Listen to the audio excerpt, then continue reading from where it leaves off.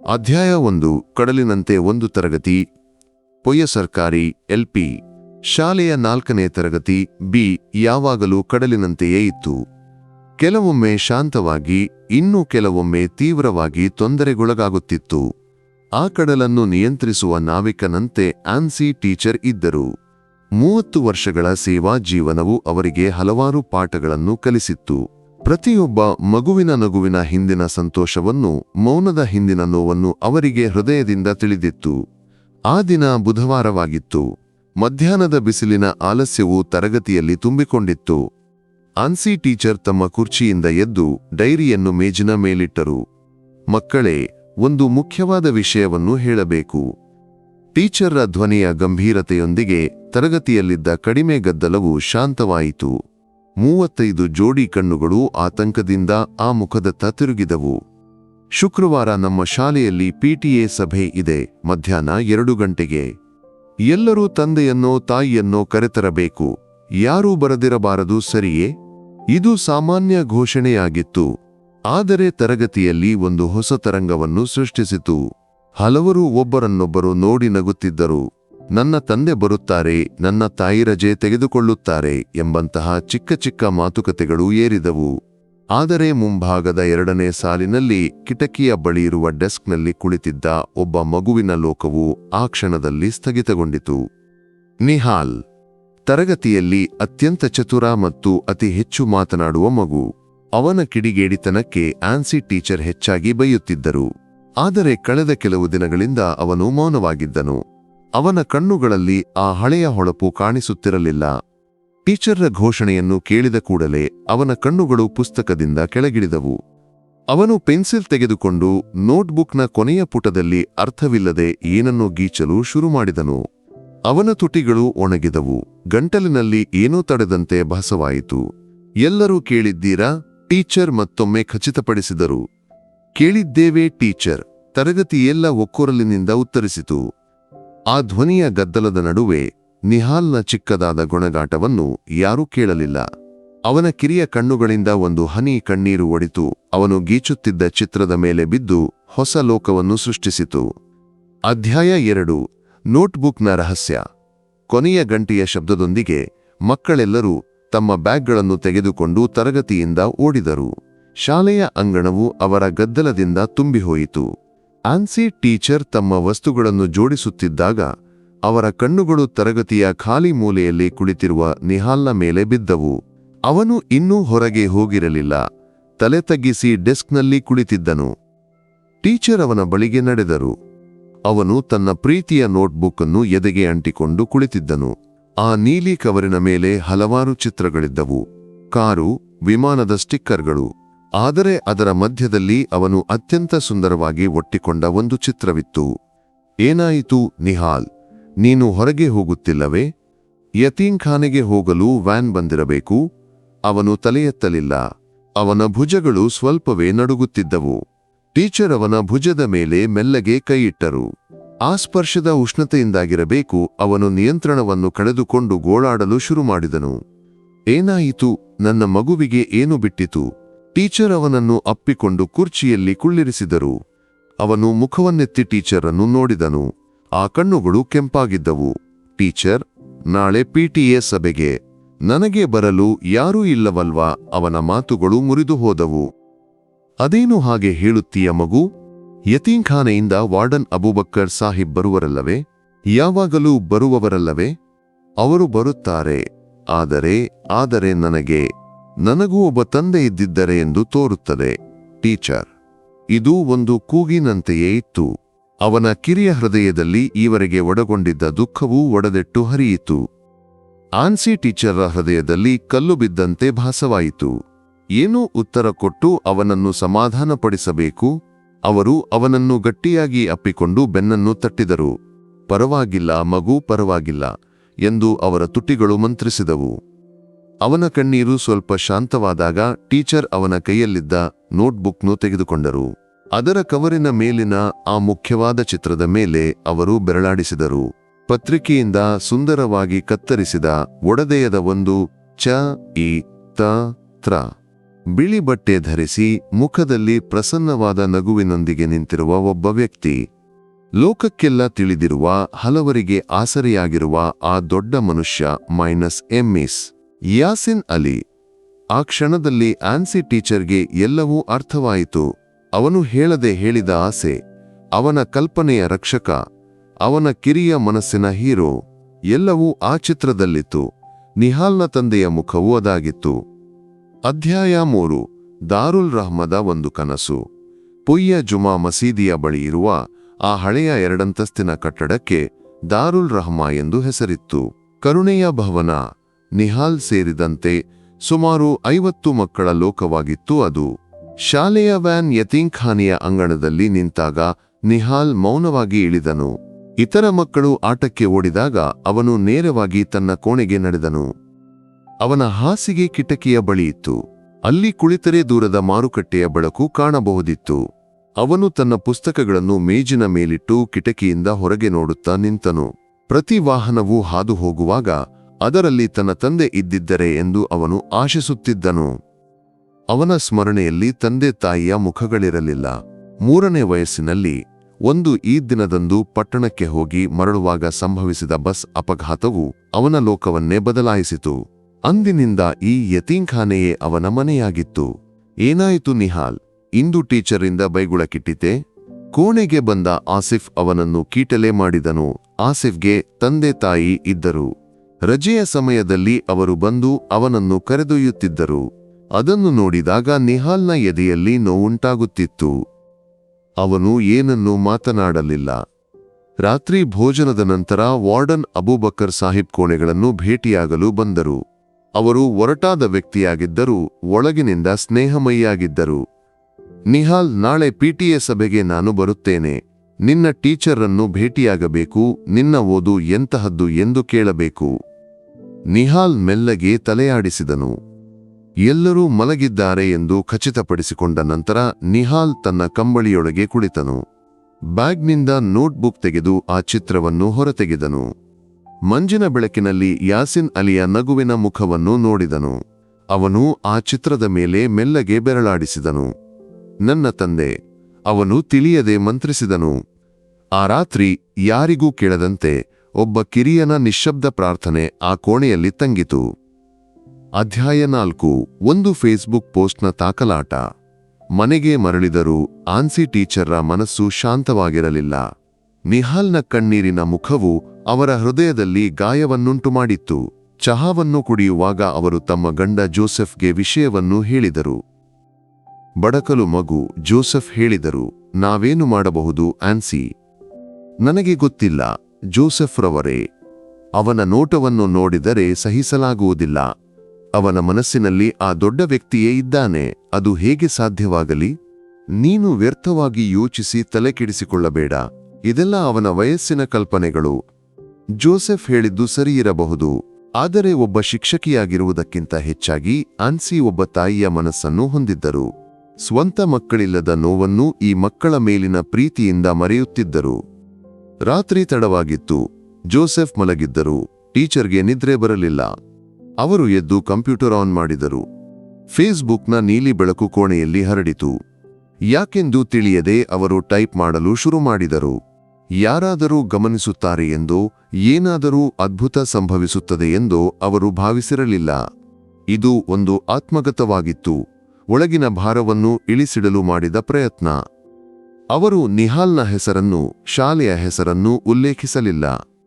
ಇಂದು ನನ್ನ 4ನೇ ತರಗತಿಯ ಮಗು ದುಃಖದಿಂದ ಹೇಳಿದ್ದು, ಪಿಟಿಎ ಸಭೆಗೆ ಬರಲು ತನಗೆ ಯಾರೂ ಇಲ್ಲ ಎಂದು. ನನಗೂ ಒಬ್ಬ ತಂದೆ ಇದ್ದಿದ್ದರೆ ಎಂದು ಕಣ್ಣೀರಿಟ್ಟಾಗ ನನ್ನ ಹೃದಯ ಒಡೆದಿತು. ಅವನು ಹೇಳುವಾಗ ಅವನ ನೋಟ್ಬುಕ್ನ ಕವರಿನ ಮೇಲೆ ಒಂದು ಚಿತ್ರವಿತ್ತು. ಪತ್ರಿಕೆಯಿಂದ ಕತ್ತರಿಸಿದ, ಅವನು ಆರಾಧಿಸುವ ಒಬ್ಬ ದೊಡ್ಡ ವ್ಯಕ್ತಿಯ ಚಿತ್ರ. ಆ ಮುಖವನ್ನು ಮನಸ್ಸಿನಲ್ಲಿ ಇಟ್ಟುಕೊಂಡೇ ಇರಬೇಕು. ಒಬ್ಬ ರಕ್ಷಕನನ್ನು ಆಶಿಸಿದ್ದಾನೆ. ಆ ಕಿರಿಯನ ನಿಶ್ಶಬ್ದ ಆಸೆಯನ್ನು ಯಾರಾದರೂ ಕೇಳುತ್ತಾರೋ? ಗೊತ್ತಿಲ್ಲ.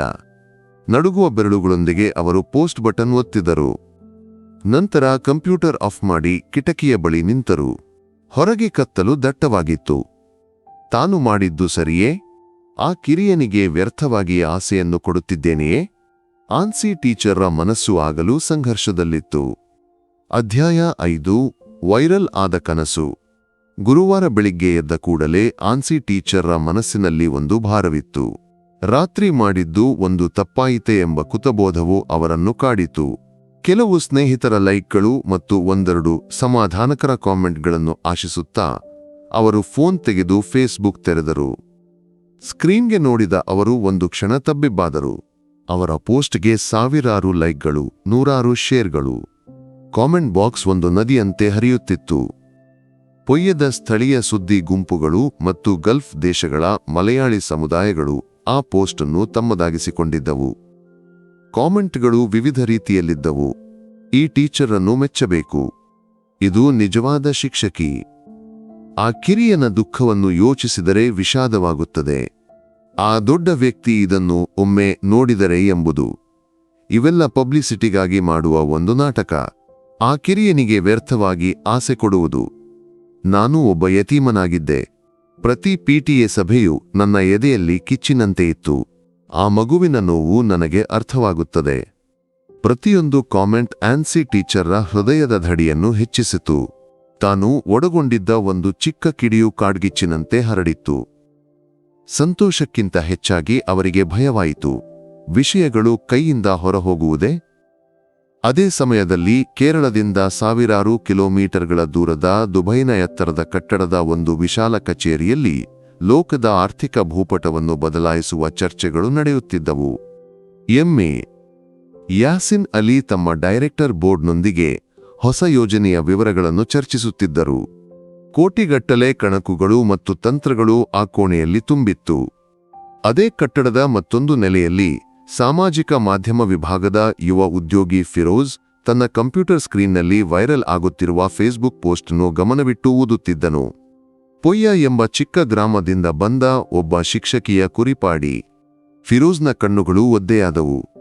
ದಿನವೂ ಸಾವಿರಾರು ಸಹಾಯದ ಅರ್ಜಿಗಳು ಅವರ ಸಿಸ್ಟಂನ ಮೂಲಕ ಹಾದು ಹೋಗುತ್ತವೆ. ಹೆಚ್ಚಿನವು ಫೌಂಡೇಶನ್ನ ಇಮೇಲ್ಗೆ ಫಾರ್ವರ್ಡ್ ಆಗುತ್ತವೆ.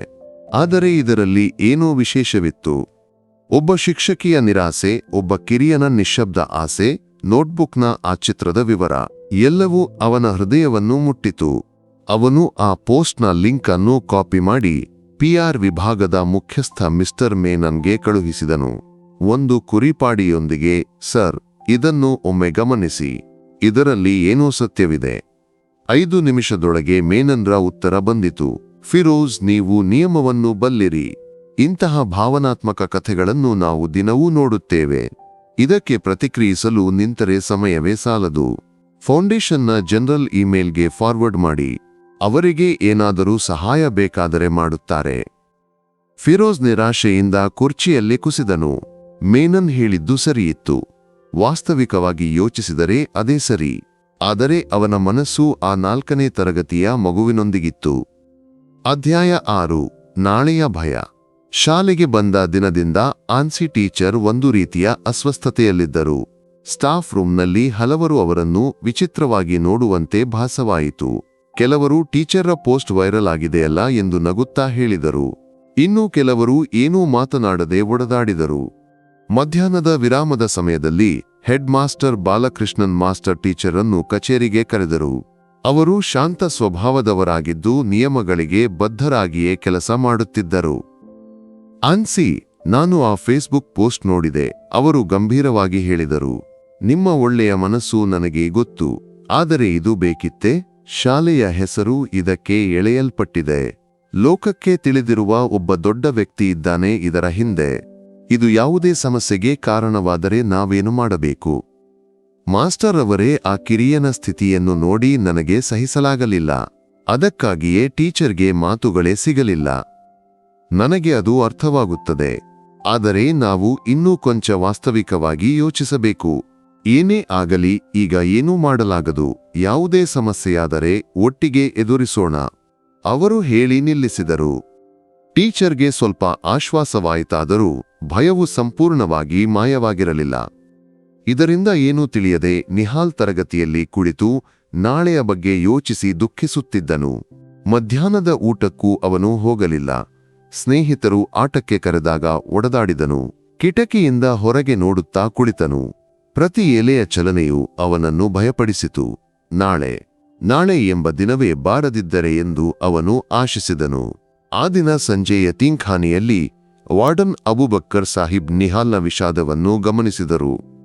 ಅವರು ಅವನನ್ನು ಸಮೀಪಕ್ಕೆ ಕರೆದರು. ಬಾ, ನಾವು ಮಾರುಕಟ್ಟೆಗೆ ಹೋಗೋಣ. ನಿಹಾಲ್ ಏನೂ ಮಾತನಾಡದೆ ಅವರೊಂದಿಗೆ ನಡೆದನು. ಪೊಯ್ಯದ ಚಿಕ್ಕ ಪಟ್ಟಣದ ಬಟ್ಟೆ ಅಂಗಡಿಯಲ್ಲಿ ಅಬೂಬಕ್ಕರ್ ಸಾಹಿಬ್ ಅವನಿಗೆ ಒಂದು ಹೊಸ ಶರ್ಟ್ ಖರೀದಿಸಿದರು. ನೀಲಿ ಬಣ್ಣದ ಚಿಕ್ಕ ಕಿಟ್ಟಿಗಳಿರುವ ಶರ್ಟ್. ಇದನ್ನು ನಾಳೆ ಪಿಟಿಎ ಸಭೆಗೆ ಧರಿಸಿಕೊಂಡು ಹೋಗು. ಹೊಸ ಬಟ್ಟೆ ಧರಿಸಿದರೆ ಸಂತೋಷವಾಗುತ್ತದೆ. ಅವರು ಶರ್ಟ್ನು ಅವನ ಕೈಗೆ ಕೊಟ್ಟರು. ನಿಹಾಲ್ ಆ ಶರ್ಟ್ಗೆ ನೋಡಿದನು. ಅವನ ಒಣಗಿದ ಕಣ್ಣುಗಳಲ್ಲಿ ಸ್ವಲ್ಪ ಒದ್ದೆಯಾಯಿತು. ಅವನು ಪ್ರೀತಿಯಿಂದ ವಾರ್ಡನ್ರನ್ನು ನೋಡಿದನು. ಆ ನೋಟದಲ್ಲಿ ಸಾವಿರ ಕೃತಜ್ಞತೆ ಇತ್ತು. ಆ ರಾತ್ರಿ ಅವನು ಆ ಹೊಸ ಶರ್ಟ್ನನ್ನು ಸುಂದರವಾಗಿ ಮಡಚಿ ತನ್ನ ದಿಂಬದ ಪಕ್ಕದಲ್ಲಿ ಇರಿಸಿದನು. ಅದರ ಆಚೆಗೆ ಅವನ ನೋಟ್ಬುಕ್ ಮತ್ತು ಅದರಲ್ಲಿನ ನಗುವಿನ ಚಿತ್ರ. ಈ ಮೂರನ್ನೂ ಅವನು ತನ್ನ ಎದೆಗೆ ಹಿಡಿದುಕೊಂಡನು, ಒಂದು ನಿಧಿಯಂತೆ. ಹೊರಗೆ ಚಂದ್ರನ ಬೆಳಕು ಹರಡಲು ಪ್ರಾರಂಭವಾಗಿತ್ತು. ನಾಳೆಯ ದಿನ ಹೇಗಿರಬಹುದೆಂದು ಆ ಚಿಕ್ಕ ಮನಸ್ಸು ಚಿಂತಿತವಾಗಿತ್ತು. ಗುರುವಾರದ ಸಂಜೆ ದುಬೈಯ ತನ್ನ ಬಿಡುವಿಲ್ಲದ ಕೆಲಸದಿಂದ ಫ್ಲಾಟ್ಗೆ ಮರಳಿದರೂ ಫಿರೋಜ್ನ ಮನಸ್ಸು ಆತಂಕದಲ್ಲಿತ್ತು. ಪೊಯ್ಯದ ಆ ಶಿಕ್ಷಕಿಯ ಪೋಸ್ಟ್, ನೋಟ್ಬುಕ್ನ ಚಿತ್ರ ಮತ್ತು ಆ 4ನೇ ತರಗತಿಯ ಮಗುವಿನ ಮುಖ ಅವನ ಚಿಂತನೆಯನ್ನು ಸುತ್ತಿಕೊಂಡಿತ್ತು. ಮಿಸ್ಟರ್ ಮೇನನ್ರ ವಾಸ್ತವಿಕ ಉತ್ತರ ಅವನನ್ನು ನಿರಾಶೆಗೊಳಿಸಿತ್ತು. ಕಾನೂನುಗಳಿಗಿಂತ ಮತ್ತು ಸಂಪ್ರದಾಯಗಳಿಗಿಂತ ಒಂದು ಕರುಣೆ ಇದೆ. ಆ ಮಗುವಿಗೆ ಅದು ಸಿಗಬೇಕು. ಹೆಚ್ಚು ಯೋಚಿಸಿದ ನಂತರ ಅವನು ಒಂದು ನಿರ್ಧಾರ ಕೈಗೊಂಡನು. ಅದು ಬಹುಶಃ ಅವನ ಕೆಲಸವನ್ನು ಪರಿಣಾಮ ಬೀರಬಹುದು. ಆದರೂ ಸರಿ. ಅವನು ತನ್ನ ಲ್ಯಾಪ್ಟಾಪ್ ತೆರೆದನು. ಯಾಸಿನ್ ಅಲಿ ಸಾಹಿಬ್ರ ಮಗಳಾದ ಸುಮಯ್ಯಾಳ ಔಪಚಾರಿಕ ಇಮೇಲ್ ವಿಳಾಸವನ್ನು ಕಂಡುಕೊಂಡನು. ಆಕೆ ಫೌಂಡೇಶನ್ನ ದಾನಧರ್ಮ ಕಾರ್ಯಗಳಲ್ಲಿ ಸಕ್ರಿಯವಾಗಿ ತೊಡಗಿರುವವಳು. ನೇರವಾಗಿ ಯಾಸಿನ್ಗೆ ಕಳುಹಿಸಿದರೆ ಅದು ಗಮನಕ್ಕೆ ಬರುವುದಿಲ್ಲ. ಆದರೆ ಒಂದು ಮಗಳ ಹೃದಯಕ್ಕೆ ಮಾತನಾಡಿದರೆ ಬಹುಶಃ ಏನಾದರೂ ಬದಲಾವಣೆಯಾಗಬಹುದು. ಅವನು ಆ ಫೇಸ್ಬುಕ್ ಪೋಸ್ಟ್ನ ಲಿಂಕ್ ಮತ್ತು ಅದರ ಮಲಯಾಳಂ ಕಾಮೆಂಟ್ಗಳ ಕಿರು ಇಂಗ್ಲಿಷ್ ಭಾಷಾಂತರವನ್ನು ಸೇರಿಸಿ ಸುಮಯ್ಯಾಳಿಗೆ ಒಂದು ಇಮೇಲ್ ಕಳುಹಿಸಿದನು. ಗೌರವಾನ್ವಿತ ಮೇಡಂ, ಕ್ಷಮೆಯಿರಲಿ, ನಿಯಮಗಳನ್ನು ಉಲ್ಲಂಘಿಸಿ ಈ ಇಮೇಲ್ ಕಳುಹಿಸುತ್ತಿದ್ದೇನೆ. ಆದರೆ ನನ್ನ ಆತ್ಮಸಾಕ್ಷಿಯೂ ಅನುಮತಿಸುತ್ತಿಲ್ಲ. ಕೇರಳದ ಒಂದು ಗ್ರಾಮದಿಂದ ಬಂದ ಈ ಪೋಸ್ಟ್ ಬಹುಶಃ ನಿಮ್ಮ ಗಮನಕ್ಕೆ ಬಂದಿರಬಹುದು. ಇದು ಸಾಮಾನ್ಯ ಸಹಾಯದ ಅರ್ಜಿಯಲ್ಲ. ಇದು ಒಂದು ಮಗುವಿನ ಮೌನವಾದ ಆಸೆ. ಅವನ ಜಗತ್ತಿನ ಹೀರೋ ನಿಮ್ಮ ತಂದೆಯವರು. ಇದರಲ್ಲಿ ಒಂದು ಒಳ್ಳೆಯದು ಇದೆ ಎಂದು ನನ್ನ ಮನಸ್ಸು ಹೇಳುತ್ತಿದೆ. ದಯವಿಟ್ಟು ಇದನ್ನು ಗಮನಿಸಿ. ನಡುಗುವ ಬೆರಳುಗಳೊಂದಿಗೆ ಅವನು ಸೆಂಡ್ ಬಟನ್ ಒತ್ತಿದನು. ಇನ್ನೂ ಏನಾಗುವುದೋ ಅದನ್ನು ಎದುರಿಸಲು ಅವನು ಸಿದ್ಧನಾಗಿದ್ದನು. ಅಧ್ಯಾಯ 10. ಒಬ್ಬ ಮಗಳ ಮನಸ್ಸು. ಆ ರಾತ್ರಿ ತನ್ನ ಮಕ್ಕಳನ್ನು ಮಲಗಿಸಿದ ನಂತರ ಸುಮಯ್ಯ ದಿನನಿತ್ಯದ ವರದಿಗಳನ್ನು ಪರಿಶೀಲಿಸುತ್ತಿದ್ದಳು. ಸಾವಿರಾರು ಇಮೇಲ್ಗಳ ನಡುವೆ ಫಿರೋಜ್ನ ಸಂದೇಶವು ಯಾಕೋ ಆಕೆಯ ಗಮನವನ್ನು ಸೆಳೆಯಿತು. ಅದರ ಶೀರ್ಷಿಕೆಯಲ್ಲಿ ಒಂದು ಪ್ರಾಮಾಣಿಕತೆ ಇತ್ತು. ಆಕೆಯ ಲಿಂಕ್ ತೆರೆದು ಆನ್ಸಿ ಶಿಕ್ಷಕಿಯ ಪೋಸ್ಟ್ ಓದಿದಳು. ಪ್ರತಿಯೊಂದು ಪದವು ಆಕೆಯ ಹೃದಯವನ್ನು ಮುಟ್ಟಿತು. ಒಬ್ಬ ಯತೀಂ ಮಗು, ಅವನ ತಂದೆಯ ಬಗ್ಗೆ ದುಃಖ, ನೋಟ್ಬುಕ್ನ ಚಿತ್ರ. ಆಕೆಗೆ ತನ್ನ ತಂದೆಯ ಹಳೆಯ ಕಾಲದ ಜ್ಞಾಪಕವಾಯಿತು. ಕಷ್ಟಗಳ ಮತ್ತು ಕೊರತೆಗಳ ದಿನಗಳು. ಒಂದು ಊಟಕ್ಕಾಗಿ ಪರಿತಪಿಸಿದ ಹಳೆಯ ಬಟ್ಟೆಯನ್ನು ಧರಿಸಿ ಶಾಲೆಗೆ ಹೋದ ಬಾಲ್ಯವನ್ನು ಆಕೆ ಆಗಾಗ ಕೇಳಿದ್ದಳು.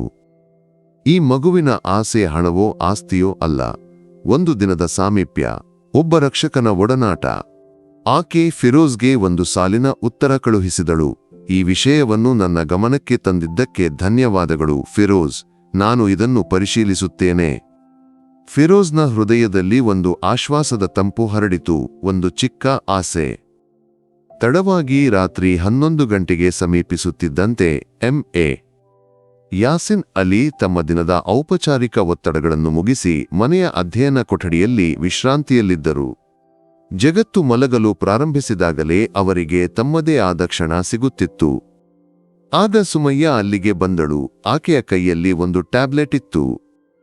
ಅಪ್ಪ, ಇದನ್ನೊಮ್ಮೆ ನೋಡಬೇಕು. ಆಕೆಯ ಫೇಸ್ಬುಕ್ ಪೋಸ್ಟ್ ಅವರಿಗೆ ತೋರಿಸಿದಳು. ಅವರು ಕನ್ನಡಕವನ್ನು ಸರಿಪಡಿಸಿಕೊಂಡು ನಿಧಾನವಾಗಿ ಓದಿದರು. ಪ್ರತಿಯೊಂದು ಪದವನ್ನು, ಕಾಮೆಂಟ್ಗಳನ್ನು ಗಮನಿಸಿದರು. ಓದಿದ ನಂತರವೂ ಅವರು ಏನೂ ಮಾತನಾಡಲಿಲ್ಲ. ಟ್ಯಾಬ್ಲೆಟ್ ತೆಗೆದುಕೊಂಡು ಯಾರೋ ಹಂಚಿಕೊಂಡ ನಿಹಾಲ್ನ ಶಾಲೆಯ ಒಂದು ಮಂಜಿನ ಚಿತ್ರವನ್ನು ದೀರ್ಘವಾಗಿ ನೋಡಿದರು. ಅವರ ಮುಖ ಭಾವರಹಿತವಾಗಿತ್ತು. ಕೆಲವು ಕ್ಷಣಗಳ ಮೌನದ ನಂತರ ಅವರು ಸುಮಯ್ಯಾಳನ್ನು ನೋಡಿದರು. ಆ ಕಣ್ಣುಗಳಲ್ಲಿ ಒಂದು ವಿಶೇಷ ಹೊಳಪಿತ್ತು. ಸುಮಿ, ನಾಳೆ ಬೆಳಿಗ್ಗೆ ಕೋಝಿಕೋಡ್ಗೆ ಒಂದು ಫ್ಲೈಟ್ ಬುಕ್ ಮಾಡು. ನಾಳೆಯ ಎಲ್ಲಾ ಸಭೆಗಳನ್ನು ಮುಂದೂಡಲು ರಾಜನ್ಗೆ ಹೇಳು. ಇದು ರಹಸ್ಯವಾಗಿರಲಿ, ಯಾರಿಗೂ ತಿಳಿಯಬಾರದು. ಸುಮಯ್ಯ ಆಶ್ಚರ್ಯದಿಂದ ಅವರನ್ನು ನೋಡಿದಳು. ಅಪ್ಪ ಹೋಗುತ್ತಿದ್ದೀರಾ? ಅವರು ಸ್ವಲ್ಪ ಮಂದಹಾಸ ಬೀರಿದರು. ಒಬ್ಬ ಮಗು ತನ್ನ ತಂದೆಯನ್ನು ಕರೆದರೆ ಹೋಗದಿರಲು ಸಾಧ್ಯವೇ? ಆ ಕ್ಷಣದಲ್ಲಿ ಆ ಕೊಠಡಿಯಲ್ಲಿ ಕೋಟಿಗಟ್ಟಲೆ ವ್ಯವಹಾರ ಸಾಮ್ರಾಜ್ಯವನ್ನು ನಡೆಸುವ ಎಂಎ ಯಾಸಿನ್ ಅಲಿ ಪೊಯ್ಯದ 4ನೇ ತರಗತಿಯ ಮಗುವಿನ ತಂದೆಯಾಗಿ ಮಾರ್ಪಟ್ಟರು. ಶುಕ್ರವಾರ ಬೆಳಿಗ್ಗೆ ಸೂರ್ಯ ಉದಯಿಸಿದ್ದು ನಿಹಾಲ್ನ ಎದೆಯ ಭಾರವನ್ನು ಹೆಚ್ಚಿಸಿತ್ತು. ಆ ದಿನ ಬಂದಿತ್ತು. ಅವನು ಅಬೂಬಕ್ಕರ್ ಸಾಹಿಬ್ ಕೊಡಿಸಿದ ನೀಲಿ ಶರ್ಟ್ ಧರಿಸಿದನು. ಕನ್ನಡಿಯಲ್ಲಿ ನೋಡಿದಾಗ ತನ್ನ ಪ್ರತಿಬಿಂಬವನ್ನು ಗುರುತಿಸಲಾಗಲಿಲ್ಲ. ಮುಖದಲ್ಲಿ ಒಂದು ನಗು ತರಲು ಪ್ರಯತ್ನಿಸಿದನು, ಆದರೆ ವಿಫಲನಾದನು. ಶಾಲೆಗೆ ಹೋಗುವ ದಾರಿಯಲ್ಲಿ ಅವನು ಏನೂ ಮಾತನಾಡಲಿಲ್ಲ. ಯತೀಮ್ ಖಾನದ ವ್ಯಾನ್ ಶಾಲೆಯ ಅಂಗಣದಲ್ಲಿ ನಿಂತಾಗ ಅವನ ಹೃದಯ ಧಡಧಡ ಎಂದು ಬಡಿಯಲು ಶುರುವಾಯಿತು. ಶಾಲೆಯ ಅಂಗಣ ಪಾಲಕರಿಂದ ತುಂಬಿತ್ತು. ಪ್ರತಿಯೊಬ್ಬ ಮಗುವಿನ ಮುಖದಲ್ಲಿ ಸಂತೋಷ. ಆನ್ಸಿ ಶಿಕ್ಷಕಿಯು ಶಾಲೆಗೆ ಬಂದಾಗಿನಿಂದ ತೀವ್ರ ಮಾನಸಿಕ ಒತ್ತಡದಲ್ಲಿದ್ದರು. ಪೋಸ್ಟ್ ವೈರಲ್ ಆದ ನಂತರ ಎಲ್ಲರೂ ತನ್ನೊಂದಿಗೆ ಹೇಗೆ ವರ್ತಿಸುತ್ತಾರೆಂಬ ಭಯ ಆಕೆಯನ್ನು ಕಾಡಿತು. ಆಕೆ ನಿಹಾಲ್ನನ್ನು ಕಂಡಳು. ಅವನ ವಾಡಿದ ಮುಖವನ್ನು ಕಂಡಾಗ ಶಿಕ್ಷಕಿಯ ಎದೆ ಒಡೆದಿತು. ತಾನೇ ಕಾರಣವಾಗಿ ಅವನು ಇನ್ನಷ್ಟು ನೋವನ್ನು ಅನುಭವಿಸುತ್ತಿದ್ದಾನೆಯೇ? ಭಯಪಡಬೇಡ ಮಗು, ಶಿಕ್ಷಕಿ ಇದ್ದಾಳಲ್ವೇ? ಆಕೆ ಅವನ ತಲೆಯನ್ನು ತಟ್ಟಿದಳು. ಅವನು ಆಕೆಯನ್ನು ನೋಡಿ ಸ್ವಲ್ಪ ನಗಲು ಪ್ರಯತ್ನಿಸಿದನು. ಮಧ್ಯಾಹ್ನ 2 ಗಂಟೆಗೆ ಸಭೆ ಶುರುವಾಗಲಿತ್ತು. ಪ್ರತಿಯೊಂದು ಕ್ಷಣವೂ ಒಂದು ಯುಗದಂತಿತ್ತು. ನಿಹಾಲ್ ವಾರ್ಡನ್ ಅಬೂಬಕ್ಕರ್ ಸಾಹಿಬ್ ಜೊತೆಗೆ ತರಗತಿಯ ಹಿಂದಿನ ಬೆಂಚ್ನಲ್ಲಿ ಕುಳಿತಿದ್ದನು. ತಲೆ ತಗ್ಗಿಸಿ ತನ್ನ ಕಾಲಿನ ಬೆರಳುಗಳನ್ನು ನೋಡುತ್ತಾ ಯಾರಿಗೂ ಕಾಣದ ಒಂದು ಸ್ಥಳದಲ್ಲಿ ಅಡಗಿರಲು ಆಶಿಸಿದನು. ಮಧ್ಯಾಹ್ನ 2 ಗಂಟೆಗೆ ಶಾಲೆಯ ಆಡಿಟೋರಿಯಂನಲ್ಲಿ ಪಿಟಿಎ ಸಭೆ ಆರಂಭವಾಯಿತು. ಮುಖ್ಯ ಶಿಕ್ಷಕ ಬಾಲಕೃಷ್ಣನ್ ಸರ್ ಸ್ವಾಗತ ಕೋರಿದರು. ಶಾಲೆಯ ವಾರ್ಷಿಕ ವರದಿಯನ್ನು ಪ್ರಸ್ತುತಪಡಿಸಿದರು. ಪ್ರತಿಯೊಂದು ತರಗತಿಯ ಶಿಕ್ಷಕರು ತಮ್ಮ ತರಗತಿಗಳಿಗೆ ಪಾಲಕರನ್ನು ಆಹ್ವಾನಿಸಿದರು. 4ನೇ ತರಗತಿ ಬಿಯ ಸಭೆ ತರಗತಿಯ ಕೊಠಡಿಯಲ್ಲೇ ನಡೆಯಿತು. ಆನ್ಸಿ ಶಿಕ್ಷಕಿಯು ಪ್ರತಿಯೊಂದು ಮಗುವಿನ ಶಿಕ್ಷಣದ ವಿಷಯವನ್ನು ಅವರ ಪಾಲಕರೊಂದಿಗೆ ಚರ್ಚಿಸಿದಳು. ಕೊಠಡಿಯಲ್ಲಿ ಸಂತೋಷದಿಂದ ಮಾತನಾಡುವ ತಂದೆ ತಾಯಿಯರ ಧ್ವನಿ ಮೊಳಗಿತು. ಹಿಂದಿನ ಬೆಂಚ್ನಲ್ಲಿ ಅಬೂಬಕ್ಕರ್ ಸಾಹಿಬ್ರ ಒಡನಾಟದಲ್ಲಿ ನಿಹಾಲ್ ತಲೆ ತಗ್ಗಿಸಿ ಕುಳಿತಿದ್ದನು. ಪ್ರತಿಯೊಂದು ಕ್ಷಣವೂ ಕಳೆಯುತ್ತಿದ್ದಂತೆ ಅವನ ಕೊನೆಯ ಆಸೆಯು ಕ್ಷೀಣಿಸಿತು. ಅವನು ತನ್ನನ್ನು ತಾನೇ ದೂಷಿಸಿಕೊಂಡನು. ಏಕೆ ತಾನು ಹೀಗೊಂದು ಆಸೆಯನ್ನು ಮನಸ್ಸಿನಲ್ಲಿ ಇಟ್ಟುಕೊಂಡನೆಂದು? ಆನ್ಸಿ ಶಿಕ್ಷಕಿಯ ಹೃದಯವು ನೋವಿನಿಂದ ಕೂಡಿತ್ತು. ಆಕೆಗೆ ನಿಹಾಲ್ನ ಮುಖವನ್ನು ನೋಡಲು ಧೈರ್ಯವಿರಲಿಲ್ಲ. ತಾನು ನೀಡಿದ ಭ್ರಮೆಯೇ ಆ ಮಗುವಿಗೆ ಇನ್ನಷ್ಟು ನೋವನ್ನುಂಟು ಮಾಡಿತೆ? ಸಮಯ 2:30 ದಾಟಿತು. ಇನ್ನು ಯಾರೂ ಬರುವುದಿಲ್ಲ, ಎಲ್ಲವೂ ಮುಗಿಯಿತು. ಅಬೂಬಕ್ಕರ್ ಸಾಹಿಬ್ ನಿಹಾಲ್ನ ಭುಜದ ಮೇಲೆ ತಟ್ಟಿದರು. ಬಾ ಮಗು, ಹೋಗೋಣ. ನಿಹಾಲ್ ಕಣ್ಣೀರಿನಿಂದ ಎದ್ದನು. ಅವನ ಕಾಲುಗಳಿಗೆ ಭಾರವಿಟ್ಟಂತಿತ್ತು. ಆನ್ಸಿ ಶಿಕ್ಷಕಿಯನ್ನು ನೋಡದೆ ಅವನು ಬಾಗಿಲಿನತ್ತ ನಡೆದನು. ಆಗಲೇ ಅದು ಸಂಭವಿಸಿತು. ಶಾಲೆಯ ಗೇಟ್ ಮುಂದೆ ಇದುವರೆಗೆ ಕಾಣದ ಒಂದು ಮೌನ. ಧೂಳಿನಿಂದ ಕೂಡಿದ ಆ ಗ್ರಾಮೀಣ ರಸ್ತೆಯ ಮೂಲಕ ಕಪ್ಪು ಬಣ್ಣದ 3 ಐಷಾರಾಮಿ ಕಾರುಗಳು ಒಂದರ ಹಿಂದೆ ಒಂದರಂತೆ ಶಾಲೆಯ ಅಂಗಣಕ್ಕೆ ಪ್ರವೇಶಿಸಿದವು. ಆ ಕಾರುಗಳಿಗೆ ದಾರಿ ಮಾಡಿಕೊಡುವಂತೆ ಮುಂದೆ ಒಂದು ಪೊಲೀಸ್ ಜೀಪ್ ಇತ್ತು.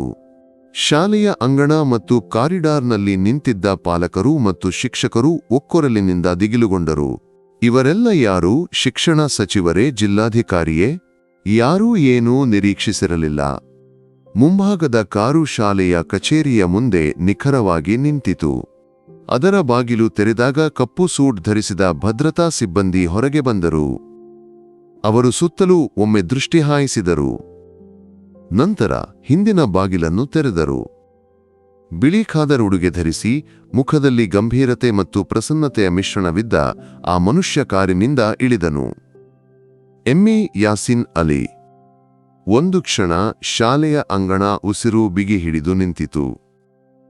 ನಂತರ ತಿಳಿವಿನ ಒಂದು ದೊಡ್ಡ ಅಲೆ ಎಲ್ಲರಲ್ಲೂ ತಾಕಿತು. ಜನರ ನಡುವೆ ಒಂದು ಗುನುಗುನಾಟ ಏರಿತು. ಕೆಲವರು ನಂಬಲಾಗದೆ ಒಬ್ಬರನ್ನೊಬ್ಬರು ನೋಡಿದರು. ಕೆಲವರು ಮೊಬೈಲ್ ಫೋನ್ನಿಂದ ಆ ದೃಶ್ಯವನ್ನು ಸೆರೆಹಿಡಿಯಲು ಪ್ರಯತ್ನಿಸಿದರು. ಅವನು ಯಾವುದನ್ನೂ ಗಮನಿಸಲಿಲ್ಲ. ಸುತ್ತಲಿನ ಗದ್ದಲವನ್ನು ನಿರ್ಲಕ್ಷಿಸಿ ಶಾಂತವಾದ ಹೆಜ್ಜೆಗಳೊಂದಿಗೆ ಅವನು ಶಾಲೆಯ ಕಟ್ಟಡದತ್ತ ನಡೆದನು. ಮುಖ್ಯ ಶಿಕ್ಷಕ ಬಾಲಕೃಷ್ಣನ್ ಸರ್ ಗಾಬರಿಯಿಂದ ಕಚೇರಿಯಿಂದ ಓಡಿ ಬಂದರು. ಏನು ಮಾಡಬೇಕು, ಏನು ಹೇಳಬೇಕೆಂದು ಅವರಿಗೆ ತಿಳಿಯಲಿಲ್ಲ. ಯಾಸಿನ್ ಅಲಿ ಅವರ ಬಳಿಗೆ ಹೋಗಿ ಮಂದಹಾಸದಿಂದ ಕೈಕೊಟ್ಟನು. ಭಯಪಡಬೇಡಿ, ನಾನು ಒಬ್ಬ ಪಾಲಕನಾಗಿ ಬಂದಿದ್ದೇನೆ. ಅವನು ಸುತ್ತಲೂ ಕಣ್ಣಾಡಿಸಿದನು. 4ನೇ ತರಗತಿ ಬಿ ಎಲ್ಲಿದೆ? ದಿಗ್ಭ್ರಮೆಗೊಂಡ ಒಬ್ಬ ಶಿಕ್ಷಕಿ ತರಗತಿಯ ಕೊಠಡಿಯತ್ತ ಬೆರಳು ತೋರಿಸಿದಳು. ಅವನು ತರಗತಿಯ ಬಾಗಿಲಿಗೆ ತಲುಪಿದನು. ಆಗಲೇ ಹೊರಗೆ ದೊಡ್ಡ ಜನಸಮೂಹ ರೂಪುಗೊಂಡಿತ್ತು. ಬಾಗಿಲಿನತ್ತ ನಡೆಯುತ್ತಿದ್ದ ನಿಹಾಲ್ ಹಿಂದಿನ ಗದ್ದಲವನ್ನು ಕೇಳಿ ತಿರುಗಿ ನೋಡಿದನು. ಬಾಗಿಲ ಬಳಿ ನಿಂತಿರುವ ಆ ವ್ಯಕ್ತಿಯನ್ನು ಕಂಡ ಕೂಡಲೇ ಅವನು ತಬ್ಬಿಬ್ಬಾದನು. ಅವನ ಉಸಿರು ಒಂದು ಕ್ಷಣಕ್ಕೆ ನಿಂತಿತು. ಇದು ಕನಸೇ? ತಾನು ಕಾಣುವುದು ಸತ್ಯವೇ? ತನ್ನ ನೋಟ್ಬುಕ್ನ ಚಿತ್ರದಲ್ಲಿನ ಅದೇ ರೂಪ, ಅದೇ ನಗು. ಯಾಸಿನ್ ಅಲಿ ಜನಸಮೂಹದ ಮೂಲಕ ನಡೆದು ಸ್ತಬ್ಧನಾಗಿ ನಿಂತಿರುವ ನಿಹಾಲ್ನ ಮುಂದೆ ತಲುಪಿದನು. ಅವನು ಅವನ ಮುಂದೆ ಮೊಣಕಾಲಿಟ್ಟು ಕುಳಿತನು. ಆ ಚಿಕ್ಕ ಕಣ್ಣುಗಳಿಗೆ ಪ್ರೀತಿಯಿಂದ ನೋಡಿದನು. ನಿನ್ನ ನೋಟ್ಬುಕ್ನ ಹೊರಗೆ ಒಂದು ಫೋಟೋ ಇದೆ ಎಂದು ಒಬ್ಬ ಶಿಕ್ಷಕಿ ಬರೆದಿದ್ದನ್ನು ಕಂಡಿದ್ದೆ. ಅವನ ಧ್ವನಿ ಶಾಂತವಾಗಿತ್ತು, ಆರ್ದ್ರವಾಗಿತ್ತು. ಆ ಫೋಟೋದಲ್ಲಿನ ವ್ಯಕ್ತಿ ನೇರವಾಗಿ ಬಂದರೆ ಸಾಕೇ ತಂದೆಯಾಗಿ? ಆ ಪ್ರಶ್ನೆಯನ್ನು ಕೇಳಿದ ಕೂಡಲೇ ಇದುವರೆಗೆ ಒಡ್ಡಿ ಹಿಡಿದಿದ್ದ ನಿಹಾಲ್ನ ಎಲ್ಲಾ ನಿಯಂತ್ರಣಗಳು ಕಳಚಿಹೋದವು. ಅವನು ದೊಡ್ಡ ಗೋಳಿನೊಂದಿಗೆ ಕಣ್ಣೀರಿನಿಂದ ಅವನ ಎದೆಗೆ ಬಿದ್ದನು. ಅಪ್ಪ! ಆ ಒಂದೇ ಕರೆಯಲ್ಲಿ ಎಲ್ಲವೂ ಇತ್ತು. ಅವನ ದುಃಖ, ಅವನ ಕಾಯುವಿಕೆ, ಅವನ ಸಂತೋಷ, ಅವನ ಪ್ರೀತಿ, ಎಲ್ಲವೂ. ಯಾಸಿನ್ ಅಲಿ ಅವನನ್ನು ಗಟ್ಟಿಯಾಗಿ ಅಪ್ಪಿಕೊಂಡನು. ಆ ದೊಡ್ಡ ಮನುಷ್ಯನ ಕಣ್ಣುಗಳು ಸ್ವಲ್ಪ ಒದ್ದೆಯಾಗಿದ್ದವು. ಆ ದಿನದ ಪಿಟಿಎ ಸಭೆಯಲ್ಲಿ ಖಾಲಿ ಕುರ್ಚಿಯ ಸ್ಥಾನದಲ್ಲಿ ಜಗತ್ತು ಗೌರವಿಸುವ ಆ ದೊಡ್ಡ ಮನುಷ್ಯ ಕುಳಿತಾಗ ಒಂದು ಮಗುವಿನ ಮೌನವಾದ ಪ್ರಾರ್ಥನೆಗೆ ದೊರೆತ ಅತ್ಯಂತ ಸುಂದರ ಉತ್ತರವಾಯಿತು. ಪಿಟಿಎ ಸಭೆಯ ಔಪಚಾರಿಕ ಕಾರ್ಯಕ್ರಮಗಳ ನಂತರ ಮುಖ್ಯ ಶಿಕ್ಷಕರ ವಿನಂತಿಯಂತೆ ಎಂಎ ಯಾಸಿನ್ ಅಲಿ ಮೈಕ್ನ ಬಳಿಗೆ ಬಂದನು. ಆಡಿಟೋರಿಯಂ ಮೌನವಾಗಿತ್ತು. ಎಲ್ಲರೂ ಕಾಯುತ್ತಿದ್ದದ್ದು ಒಂದೇ ಕಾರಣಕ್ಕೆ, ಇದು ಹೇಗೆ ಸಂಭವಿಸಿತೆಂದು ತಿಳಿಯಲು. ಅವನು ನಿಹಾಲ್ನನ್ನು ತನ್ನ ಪಕ್ಕದಲ್ಲಿ ಇರಿಸಿಕೊಂಡು ಮಾತನಾಡಲು ಶುರುಮಾಡಿದನು. ಪ್ರೀತಿಯ ಸ್ನೇಹಿತರೆ, ನಾನು ಇಂದು ಇಲ್ಲಿಗೆ ಒಬ್ಬ ವ್ಯವಸಾಯಿಯಾಗಿ ಬಂದಿಲ್ಲ, ಒಬ್ಬ ವಕ್ತಾರನಾಗಿಯೂ ಬಂದಿಲ್ಲ. ಈ ನಿಂತಿರುವ ನನ್ನ ಮಗನ ತಂದೆಯಾಗಿ ಬಂದಿದ್ದೇನೆ. ಅವನು ನಿಹಾಲ್ನ ತಲೆಯನ್ನು ತಟ್ಟಿದನು. ನೀವು ಇದರ ಬಗ್ಗೆ ಆಶ್ಚರ್ಯಪಡುತ್ತಿರಬಹುದು, ನಾನು ಇಲ್ಲಿಗೆ ಹೇಗೆ ಬಂದೆ ಎಂದು. ದುಬೈಯ ತಿರುಕುಗಳ ನಡುವೆ ಕೇರಳದ ಈ ಚಿಕ್ಕ ಗ್ರಾಮದ ಒಂದು ಮಗುವಿನ ಮನಸ್ಸಿನ ಆಸೆಯನ್ನು ನಾನು ಹೇಗೆ ತಿಳಿದೆ ಎಂದು. ಇದಕ್ಕೆ ಕಾರಣ 3 ಜನರು. ಅವನು ಮುಂದುವರೆದನು. ಮೊದಲಿಗೆ ಈ ಮಗುವಿನ ನೋವನ್ನು ತನ್ನ ನೋವಾಗಿ ಕಂಡ, ಅವನ ಮೌನವಾದ ಆಸೆಯನ್ನು ಜಗತ್ತಿಗೆ ಹೇಳಲು ಧೈರ್ಯ ತೋರಿದ ಈ ಶಾಲೆಯ ಆನ್ಸಿ ಶಿಕ್ಷಕಿಯವರು. ಅವನು ಶಿಕ್ಷಕಿಯತ್ತ ನೋಡಿ ನಕ್ಕನು. ಶಿಕ್ಷಕಿಯ ಕಣ್ಣುಗಳು ತುಂಬಿಕೊಂಡವು. ಎರಡನೆಯವನು ನನ್ನ ಕಂಪನಿಯ ಒಬ್ಬ ಸಾಮಾನ್ಯ ಉದ್ಯೋಗಿಯಾದ ಫಿರೋಜ್ ಎಂಬ ಯುವಕ. ಸಾವಿರಾರು ಸಂದೇಶಗಳ ನಡುವೆ ಈ ಒಂದು ಕುರಿಪಾಡಿನ ಒಳ್ಳೆಯತನವನ್ನು ಗುರುತಿಸಿ ನಿಯಮಗಳಿಗಿಂತ ಮೀರಿ ಮನುಷ್ಯನಾಗಿ ಯೋಚಿಸಿದವನು, ಈ ವಿಷಯವನ್ನು ನನ್ನ ಗಮನಕ್ಕೆ ತಂದವನು. ಮೂರನೆಯವನು ಮತ್ತು ಅತ್ಯಂತ ಪ್ರಮುಖವಾದವನು ನನ್ನ ಮಗಳು ಸುಮಯ್ಯ. ಆಕೆಯೇ ಈ ಪೋಸ್ಟ್ನನ್ನು ನನಗೆ ತೋರಿಸಿ, ಅಪ್ಪ, ಜಗತ್ತಿನ ಎಲ್ಲಾ ತಿರುಕುಗಳಿಗಿಂತ ಒಂದು ಮಗುವಿನ ಕಣ್ಣೀರು ದೊಡ್ಡದು ಎಂದು ಹೇಳಿದಳು. ಆಕೆಯ ಮಾತುಗಳನ್ನು ಕೇಳಿದಾಗ ನನಗೆ ನನ್ನ ಹಳೆಯ ಕಾಲ ಜ್ಞಾಪಕವಾಯಿತು. ಹೆಚ್ಚಿನ ಆಸೆಗಳಿದ್ದರೂ ಯಾರಿಗೂ ಹೇಳಲಾಗದೆ ಒಳಗೊಳಗೆ ಜೀವಿಸಿದ ಒಂದು ಬಾಲ್ಯ ನನಗೂ ಇತ್ತು. ಆದ್ದರಿಂದ ಈ ಮಗನ ಕರೆಯನ್ನು ಕೇಳಿದಾಗ ನಾನು ಬರದಿರಲಾಗಲಿಲ್ಲ. ನೆನಪಿಡಿ, ನಮ್ಮ ಮಕ್ಕಳ ಮನಸ್ಸಿನ ಆಸೆಗಳು ಚಿಕ್ಕವಾಗಿರಬಹುದು, ಆದರೆ ಅದು ಅವರಿಗೆ ನೀಡುವ ಸಂತೋಷವು ತುಂಬಾ ದೊಡ್ಡದು. ಅವರ ಕನಸುಗಳಿಗೆ ರೆಕ್ಕೆಗಳನ್ನು ನೀಡಬೇಕಾದದ್ದು ನಾವೇ. ಅವನು ಮಾತು ನಿಲ್ಲಿಸಿದನು. ನಂತರ ಅವನು ಒಂದು ಘೋಷಣೆ ಮಾಡಿದನು. ಇಂದಿನಿಂದ ನಿಹಾಲ್ ನನ್ನ ಮಗ. ಅವನ ಶಿಕ್ಷಣವೂ ಸೇರಿದಂತೆ ಎಲ್ಲಾ ವಿಷಯಗಳನ್ನು ನನ್ನ ಫೌಂಡೇಶನ್ ನೋಡಿಕೊಳ್ಳುತ್ತದೆ. ಅಷ್ಟೇ ಅಲ್ಲ, ಪೊಯ್ಯ ಸರ್ಕಾರಿ LP ಶಾಲೆಯ ನವೀಕರಣಕ್ಕಾಗಿ ಒಂದು ದೊಡ್ಡ ಮೊತ್ತವನ್ನು, ದಾರುಲ್ ರಹ್ಮಾ ಯತೀಮ್ಖಾನದ ಕಾರ್ಯಕ್ಕಾಗಿ ವಾರ್ಷಿಕ ಧನಸಹಾಯವನ್ನು ಅವನು ವಾಗ್ದಾನ ಮಾಡಿದನು. ಚಪ್ಪಾಳೆಗಳ ನಡುವೆ ನಿಹಾಲ್ ತನ್ನ ಹೊಸ ತಂದೆಯನ್ನು ಆಶ್ಚರ್ಯ ಮತ್ತು ಆರಾಧನೆಯಿಂದ ನೋಡುತ್ತಿದ್ದನು. ಹೋಗುವ ಸಮಯವಾದಾಗ ಯಾಸಿನ್ ಅಲಿ ನಿಹಾಲ್ನನ್ನು ಹತ್ತಿರ ಕರೆದನು. ಅಪ್ಪನಿಗೆ ಈಗ ಹೋಗಬೇಕು, ಆದರೆ ನಾನು ಕರೆಯುತ್ತೇನೆ. ಮಗ, ನೀನು ಚೆನ್ನಾಗಿ ಓದಬೇಕು, ದೊಡ್ಡವನಾಗಬೇಕು. ಅವನು ತನ್ನ ವೈಯಕ್ತಿಕ ಸಂಖ್ಯೆಯನ್ನು ಬರೆದ ಒಂದು ಕಾರ್ಡ್ ಅವನಿಗೆ ಕೊಟ್ಟನು. ಯಾವುದೇ ಅಗತ್ಯವಿದ್ದರೂ ಈ ಸಂಖ್ಯೆಗೆ ಕರೆ ಮಾಡು. ನಿಹಾಲ್ ಕಣ್ಣೀರಿನ ಕಣ್ಣುಗಳೊಂದಿಗೆ ತಲೆಯಾಡಿಸಿದನು. ಕಾರು ಶಾಲೆಯ ಅಂಗಣದಿಂದ ಚಲಿಸಿದಾಗ ಅವನು ಕೈಬೀಸಿದನು. ಆ ಕಾರು ಕಣ್ಣಿನಿಂದ ಮಾಯವಾಗುವವರೆಗೂ ಅವನು ಅಲ್ಲೇ ನಿಂತಿದ್ದನು. ಅದು ಒಂದು ಕೊನೆಯಾಗಿರಲಿಲ್ಲ, ಒಂದು ಹೊಸ ಜೀವನದ ಆರಂಭವಾಗಿತ್ತು. ಕೆಲವು ತಿಂಗಳುಗಳ ನಂತರ ಪೊಯ್ಯ ಶಾಲೆಯ ಮುಖಛಾಯ ಬದಲಾಗಿತ್ತು. ನಿಹಾಲ್ ತರಗತಿಯ ಅತ್ಯಂತ ಸಂತೋಷದ ಮಗುವಾದನು. ಪ್ರತಿ ಭಾನುವಾರವೂ ಅವನು ತನ್ನ ತಂದೆಯನ್ನು ವಿಡಿಯೋ ಕಾಲ್ನಲ್ಲಿ ಕರೆಯುತ್ತಿದ್ದನು. ಗಂಟೆಗಟ್ಟಲೆ ಮಾತನಾಡುತ್ತಿದ್ದನು. ತರಗತಿಯ ಕಿಟಕಿಯ ಬಳಿಯಲ್ಲಿ ಕುಳಿತು ಆನ್ಸಿ ಶಿಕ್ಷಕಿಯು ಆ ದೃಶ್ಯವನ್ನು ನೋಡಿದಾಗ ಆಕೆಯ ಹೃದಯ ಸಂತೋಷದಿಂದ ತುಂಬಿತು. ಒಂದು ಮಗುವಿನ ಮೌನವಾದ ಪ್ರಾರ್ಥನೆ, ಒಬ್ಬ ಶಿಕ್ಷಕಿಯ ಕರುಣೆ, ಒಬ್ಬ ದೊಡ್ಡ ಮನುಷ್ಯನ ಒಳ್ಳೆಯತನ. ಇವೆಲ್ಲವೂ ಒಟ್ಟಿಗೆ ಸೇರಿದಾಗ ಒಂದು ಹೊಸ ಇತಿಹಾಸ ರಚನೆಯಾಯಿತು.